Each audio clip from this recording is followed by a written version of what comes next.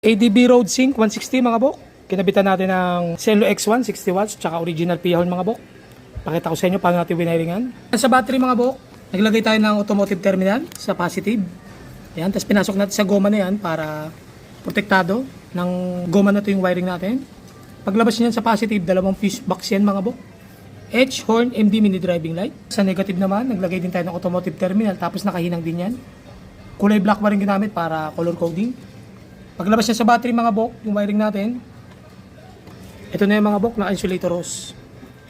Insulator hose, kung saan yung gapang ni ADB, dun tayo sumabay. Papunta dito sa mga denso relay natin. Tapos ito naman yung balas ng Celo X1. Ito yung isang PIA horn.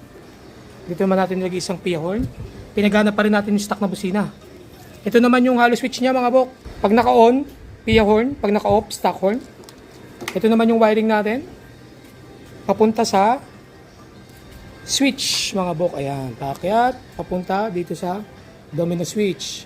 Ayan. Clean wiring, safety wiring mga bok. Nakahinang bawat connection, naka-insulator hose, naka-cable tie, naka-electrical tape ng maayos mga bok. Kaya kahit mag-long ride kayo, di kayo matatakot mga bok na magka-problema sa wiring kasi maayos yung gawa natin mga bok. Maraming safety features. Balik lang natin yung kaha mga bok para makita natin yung resulta. Yan yung resulta ng gawa natin. Bali itong bracket niya mga bok, provide na ng customer yan. Pakita ko sa inyo, function.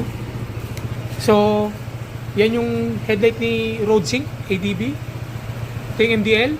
Yan mga bok.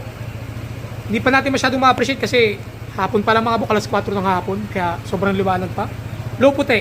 High pinagsamang puti tsaka dilaw. Alright. So, hindi na nagpalagay ng passing yung customer kasi mayroon ng passing si Road Sync. Nandito naman yung hollow switch natin mga bok. Pagka naka-off yan, hindi nakalubog. Yan, hindi nakalubog. Stock lang na busina. On natin. Yan, pag nakalubog na mga bok, original PIA horn na yan mga bok. Tapos umiilaw din tong hollow switch natin mga bok. Pag bumusina kayo. Yan, clean wiring, safety wiring mga bok. Sa mga gusto magpagawa mga bok, message lang kayo Motovlog Garage Facebook page para schedule natin mga papagawa niyo mga bok. Alright?